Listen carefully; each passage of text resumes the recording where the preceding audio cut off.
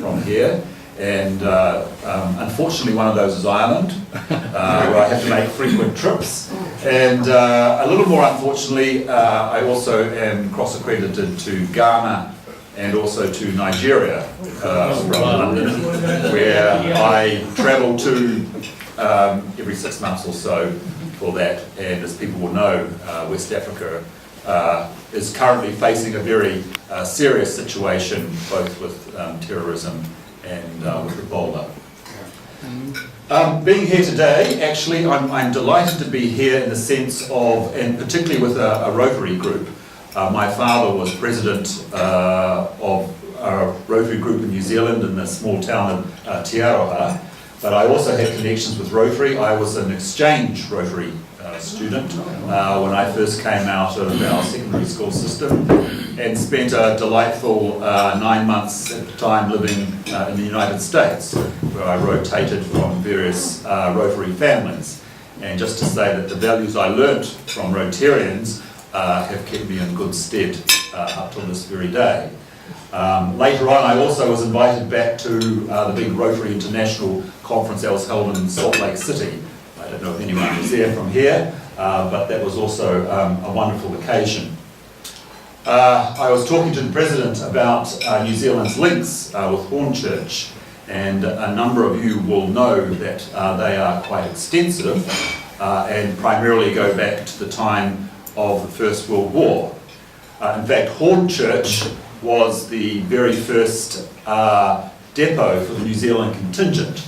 It was formed here in January 1916, when the contingent was relocated from the Middle East, and then also out of Turkey after the Gallipoli campaign, and they came here.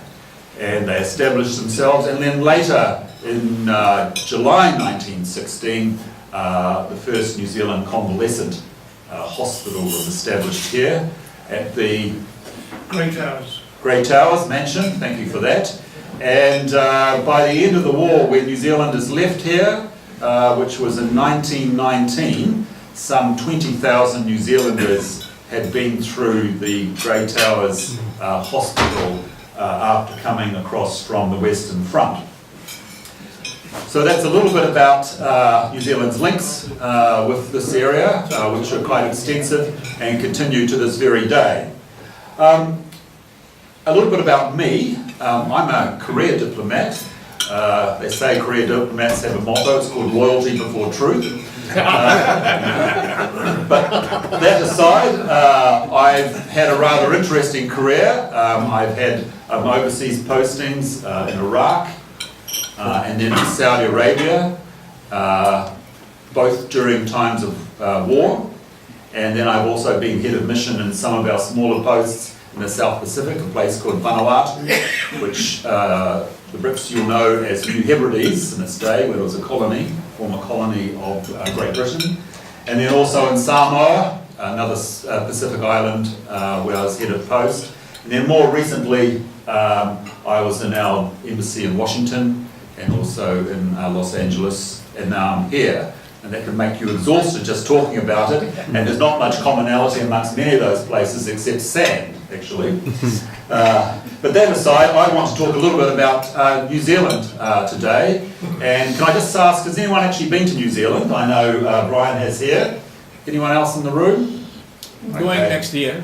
Well, that's good. Well, I brought along a few things just to get us started for that, because people know a little bit about New Zealand in the sense that we have a very, obviously, you see it in pictures, a very beautiful country, full of mountains and lakes. And then you'll know about these people, generally, which is the Maori, which is synonymous with New Zealand. And then you'll know what we're generally called by people. I brought one, a gold-plated one for you, which is a Kiwi. Show you for that. And then a little bit more so, I've got to dig a bit deeper down here. You'll know all about the next winners of the Rugby World Cup. The All Blacks. And just so you know that I'm a very proud All Black supporter, I've actually got my own shirt here today.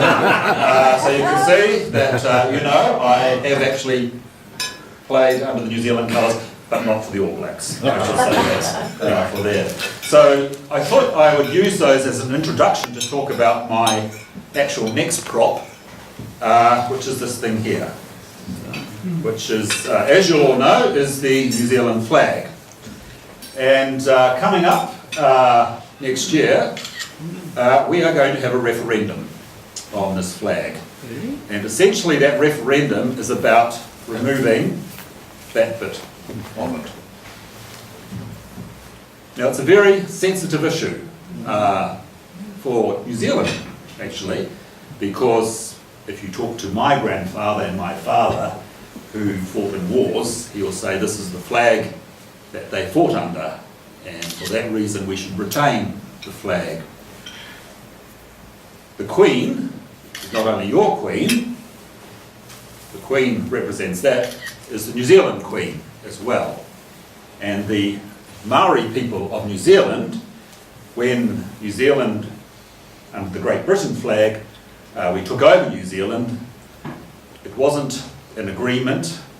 There was a treaty signed, but the treaty wasn't signed with the government of New Zealand or the government of the United Kingdom. The treaty was signed between the Maori and Queen Victoria, the Crown. So there's a whole lot of very sensitive constitutional issues to be sorted out while New Zealand next year debates this particular issue. But I think the thing to be said about it is that even though the issue is about the Union Jack on the flag, I think what it reflects will be a debate about what is a very, very mature relationship between two countries which go back for 170 years. And I'll talk a little bit about that because it reflects on where we're going today in New Zealand, and I think where the UK itself is going, but why we can now still maintain very close links with one another. So 170 years ago, settlers essentially came from this country as my relations did. My relations came out of the Cotswolds. They essentially were merchants. They were timber merchants. They went out to New Zealand to cut trees, to bring them back to London to respar ships that sailed all around the world. My other side of the family were in the military. They were in the Rutland Regiment, and they went to New Zealand to fight the Maori at the time of the Maori Wars, when New Zealand settlers coming from England were going to New Zealand to confiscate land and to disenfranchise Maori off that land. That situation basically continued happily on for about the next 80 to 100 years or so. Primarily people coming from the UK, Ireland, out to New Zealand, into living, setting up homes, families following out from that. New Zealand also became the breadbasket for the United Kingdom. And right up until the early 1970s, everything New Zealand produced, absolutely almost everything we produced and exported, came to the United Kingdom. So that was butter, meat, lamb, timber, as I said, fish, everything came here. And then a massive seismic event occurred in the 1970s, and common market. And you people joined the European Union, and us people who were on the other side of the world basically had to look elsewhere.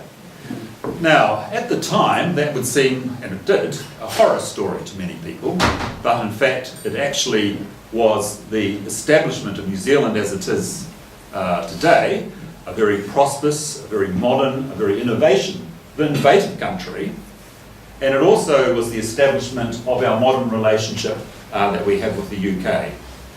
Because New Zealand was essentially forced to look elsewhere for new markets, to look elsewhere for new relationships outside of the United Kingdom.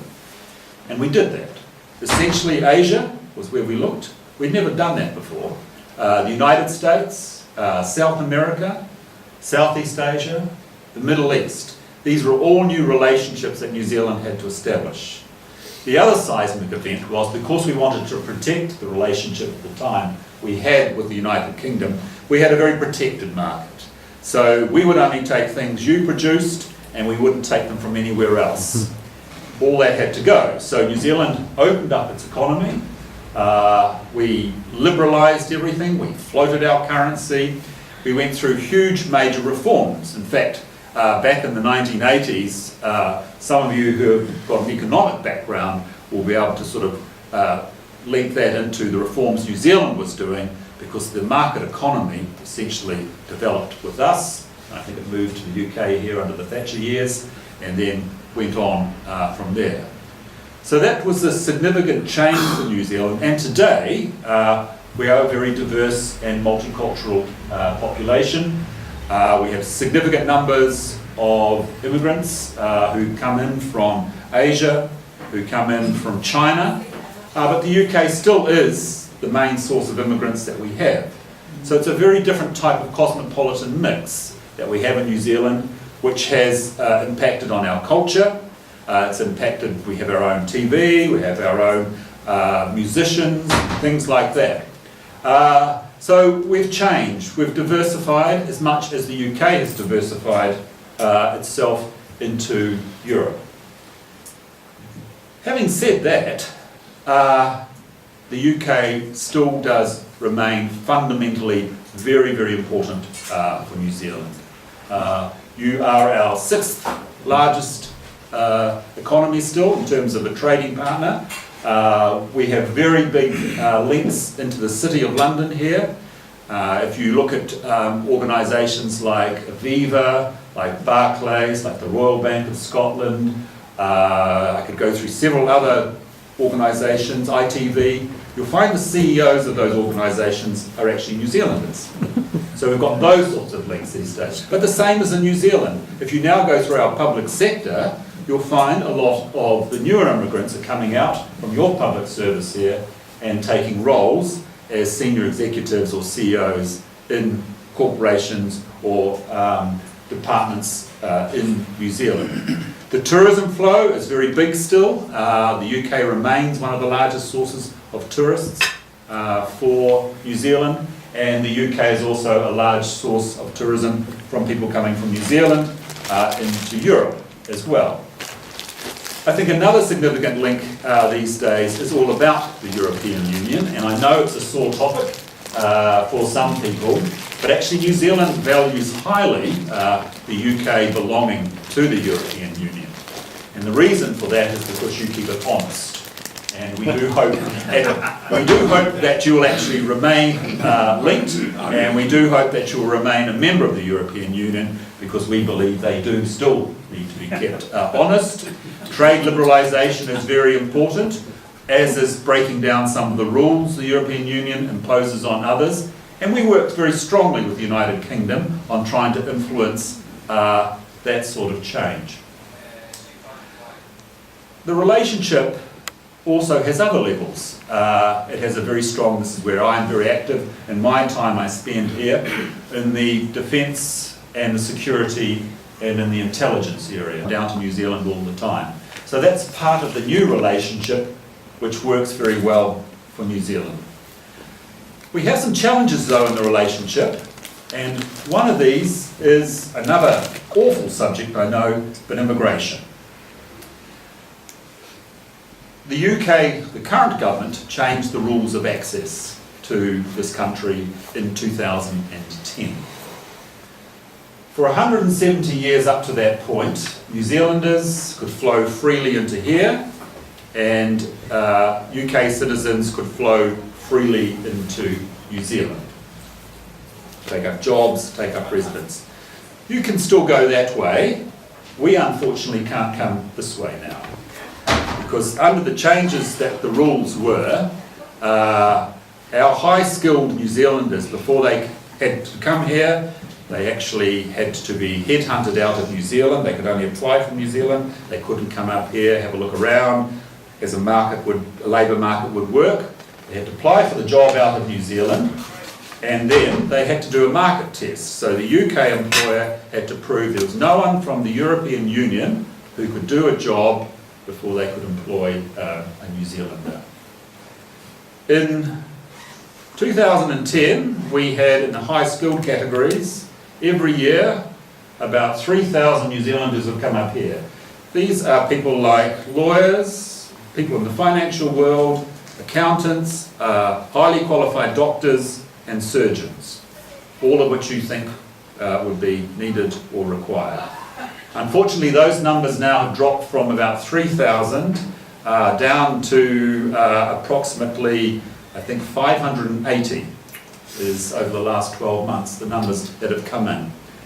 And unfortunately, that will cause a huge impact on the relationship in the longer term between our two countries. Because not only it is a loss to New Zealand, I would argue it's an unfortunate loss to the United Kingdom as well, particularly as you come out of a recession and are trying to move forward economically. Because our young New Zealanders are no longer coming here, they are going elsewhere, they're going up into Asia and they're going into the United States and into South America as well.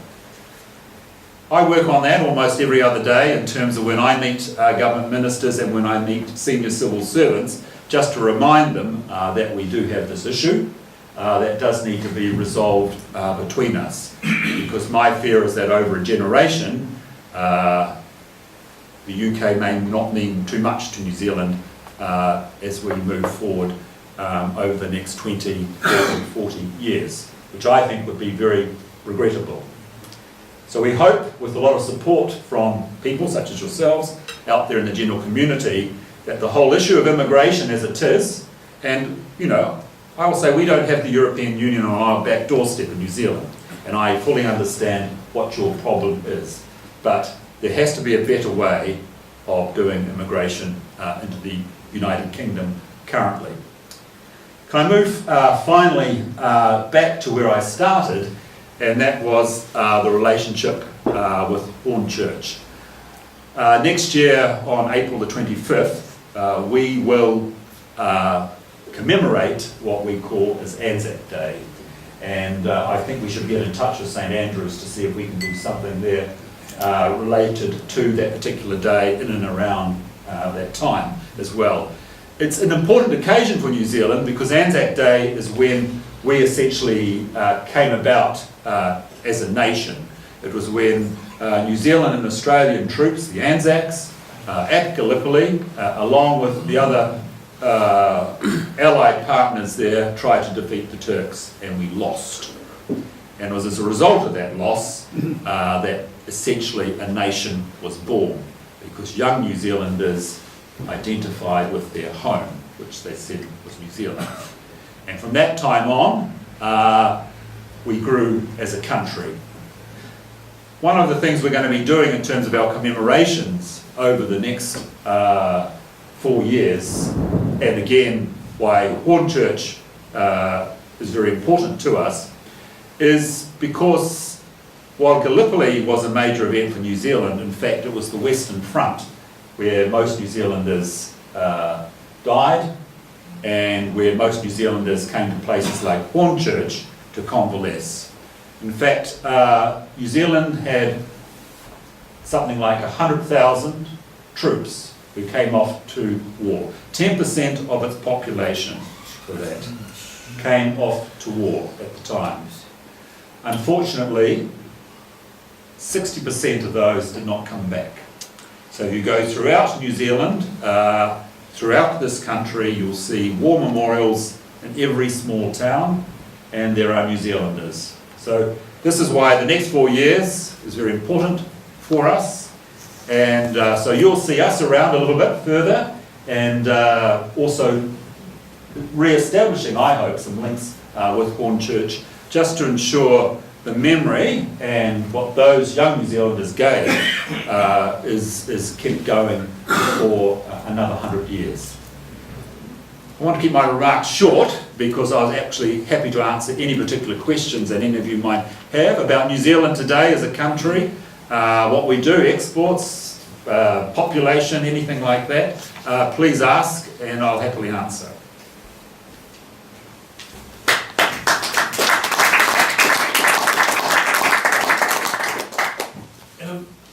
alluded a minute ago to the Anzac association with Hornchurch. I think you indicated that you might want to do something. Yes. Brian, you would know it better than I do probably, but the last structures unfortunately have gone, the grey towers, haven't they? But it is a well-documented activity. I have read recently some new books which have been put out by local historians. You can get quite a lot of background, local background, where your countrymen were, if you so choose to do. Yes.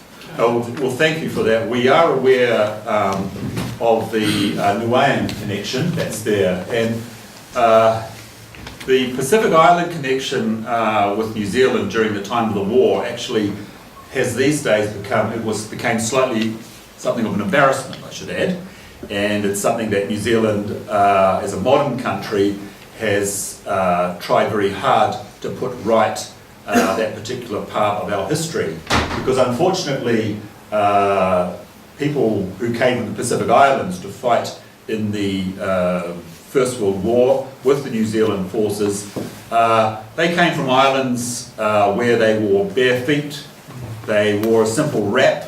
The daytime temperature was, 30 to 35 degrees, and we happily put them into a uniform, a heavy winter uniform, put some boots on their feet which they'd never worn, and sent them off to the Western Front to basically gather bodies or do very menial tasks, because they weren't allowed to hold a gun, because the brown man wasn't allowed to shoot a white man. Against the rules. At the end of the war, they were the last to be repatriated back to their Pacific Islands. In fact, some of them didn't leave the camps here till 1922 and 1923. And then we placed them back in New Zealand, where they were there for about another 12 months or so. And I suppose the final indignity was because New Zealand was so cold, and a lot of them caught pneumonia and died. So there was tremendous losses. They weren't killed by bullets, but they were killed by things that they caught from us and every day. But I suppose the final indignity of them was, and I actually read this the other day, they were asked what they would like to take back to their home islands with them, and most of them elected to take their big thick coats, of which their pay was then docked for the privilege of doing so. The four Niueans that are up here, including one of the prints, are very special to us these days, and we certainly are very keen to sort of honour their memory, and we'll look to do so next year when we do. When the Commonwealth Games were in Manchester, the team from that area stopped off at the church, and they had the same service for them that they had in 1916 for the troops from Great Towers. Brilliant. And it was, exactly everything was the same. The hymns, everything was as it was, and it was. They really were moved. The guys who were there. It was an occasion not to forget. And as I said to you, I've been researching the connection for some time to do a talk in November, and the Virgin from the church, who's who I've known for the last 40 years, he's bringing along the artefacts that were left on the graves to the talk. So it's going to be we're giving it more impetus to the connection between Hornchurch and New Zealand. Good. Any other questions that anyone may have? Have the Marks and Spencer, McDonald and Tesco reached your place? No, we don't have Marks and Spencers, we don't have Tesco's, but we do have McDonald's for that. But actually, to be frank, McDonald's struggles in New Zealand. It used to be very popular, but it now does struggle. And a lot of McDonald's outlets are actually getting closed. As this, thoughts about healthier eating, healthier living take us over. I mean, we were surprised to see in China and Moscow the McDonald's, but they have not reached your place yet. No, they certainly are there for that, but as I said, they do struggle. I was going to, do you have a similar problem in New Zealand with the Maoris as what the Australians do with the Aborigines, or of your native people integrating more into society? To be frank, we have had problems in the past, but it's a question of, in the sense of very different cultures adapting to one style of living. But we certainly don't have those problems. And I think if you look at this particular team, you'll see the two individuals there, two very, very proud members of the Māori race with that. I just say that it's a little bit of a statement and a question. The statement is that I have done a virtual trip of New Zealand because my young daughter traveled to New Zealand, and I found out that a place called Wellington was actually the capital. I knew about Auckland but not Wellington. I also found out the international flights don't go to the capital, it goes to Auckland. And you have two islands, north and south. The south is the better one, and all the prosperity are in the south. Anyway, the question, the anxiety that you expressed in relation to the relationship of New Zealand and United Kingdom, is it all due to the free market and free movement in Europe? The relationship that the United Kingdom has with Europe, is it due to that there is a restriction of the qualified peoples or highly qualified people that you mentioned, that for them to come over to the United Kingdom now? And is that the only reason for the anxiety that you express with relation to the decline of relationship in the future, and how real is that anxiety is?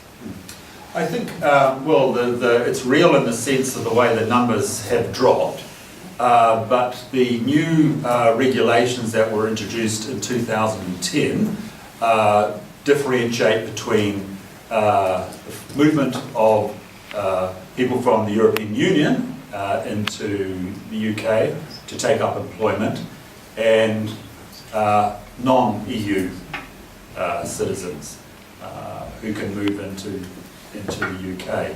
Now, in the past, they had several different tiers here in the immigration system. They had a high-skilled tier. So organisations internationally, accountants, lawyers, medical profession, they're all linked up. So it broke that link, the free flow of those sorts of people, because the requirements changed. If I was a young doctor from New Zealand, I would come up to Middlesex or out to one of the hospitals, look at what you may need, and if my qualifications were good enough, they would normally have offered you a job. That doesn't happen now. That can only be done outside from New Zealand, interviews in the middle of the night, and as I said, in many of these high-skilled areas, actually doctors is a bad example because it doesn't apply, but in many of the high-skilled areas, there's a market test, and the employer here has to approve that there's no one from the EU who can actually do the job.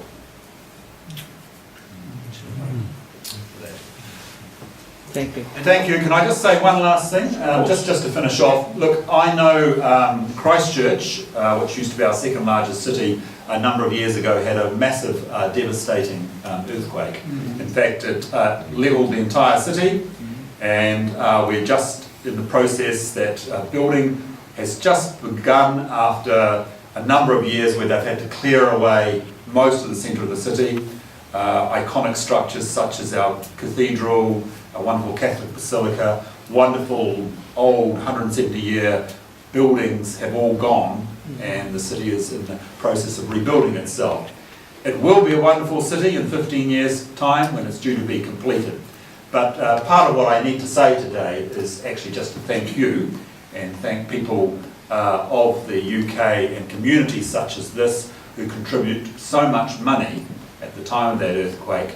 In fact, something like £3.5 million was raised in the Greater London area alone at the time shortly after the earthquake. So can I just leave you with a simple message from the High Commission, and that's a big thank you.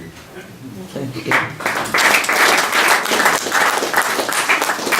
Lauren would like to give lots of thanks.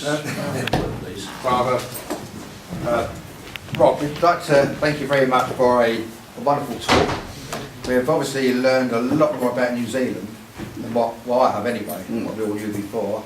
A second or third cousin of mine has just emigrated to New Zealand this week, and Rob assured me that he's going to keep an eye on and make sure the links with our country, I mean, I didn't know about them, but you know, I'm sure that if anybody from this country wants to go out to New Zealand, I'm sure it'll be well looked after. And as I say, I'd love to go out there just to see the family who's just moved out there. So if I could thank you, Rob, for giving us a wonderful talk. I'm sure we've all been well educated, and thank you very much. We have a week.